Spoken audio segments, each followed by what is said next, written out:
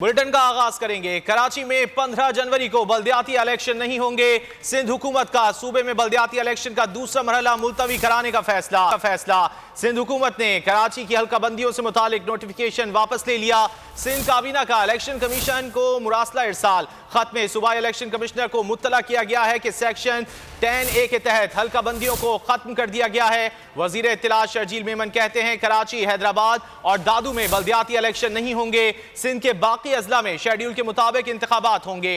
फैसला एहतजाज की धमकी पर नहीं किया। MQM के मुतालबे पर नोटिफिकेशन वापस लिया।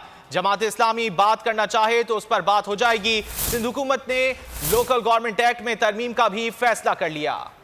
आज इलेक्शन कमीशन ऑफ पाकिस्तान को नोटिफिकेशन जो इशू हो गया कि कराची पूरी डिवीज़न और हैदराबाद का एक डिस्ट्रिक्ट जो है उसमें वो जो हम पहले नोटिफिकेशन इसमें तयन किया गया था वो विड्रॉ कर दिया गया। उसके बाद होगा ये कि सब कमेटी तमाम पॉपुलेशन को देखकर एक मतवा फिर ये एक्सरसाइज करेगी। तो इस हिसाब से डिस्ट्रिक्ट दादू मैंने बताया कि सैलाब की वजह से उसके लिए हमने इलेक्शन कमीशन को लिखा है। बाकी जो सेक्शन 10(1) का जो है वो हमने कराची पूरी डिवीज़न और हैदराबाद एक डिस्ट्रिक्ट जो है उसके लिए क्या हमारे MQM में इत्तेहादी रही है और अभी भी इत्तेहादी है फेडरल गवर्नमेंट में। तो हम चाहते हैं कि जी डेफिनेटली उनको अगर कोई ग्रीवेंसेस है तो जो भी हमारे गवर्नमेंट के लेवल पे जो चीज़ें हैं उनको हम उनको फैसिलिटेट, ना किसी के रोड पे आने की वजह से बात मानी गई है, ना किसी एहतजाजी मुजाहरे के ऊपर ये बात हुई है। डेफिनेटली आपको पता है कि पाकिस्तान पीपुल्स पार्टी पाकिस्तान की वाहिद जमात है जो हमेशा चाहे जो पार्टी इक़्तिदार में हो या जो पार्टी इक़्तिदार में ना हो हमेशा कोशिश की है कि मुल्क के लिए तमाम पॉलिटिकल पार्टीज को साथ लेकर चलना चाहिए। जो 15 तारीख को इलेक्शन होंगे उसमें Tando Allahyar district, Badin district, Sujawal district, Thatta district, Tando Muhammad Khan district, Matiari district और जामशोर डिस्ट्रिक्ट, उसमें सिंध हुकूमत जो है मुकम्मल तौर पर तैयार है।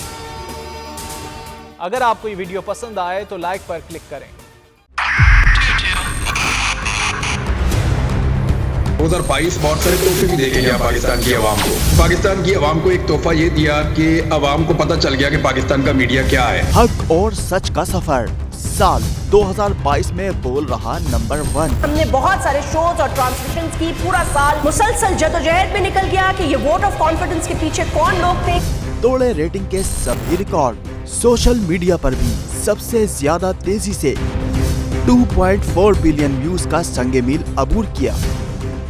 एंकर्स को भी आवाम में सबसे ज्यादा मकबूलियत मिली और सोशल मीडिया पर भी बोल रहा सब पर भारी। सब्सक्राइब करें और बेल दबाएं ताकि कोई खबर रह न जाए।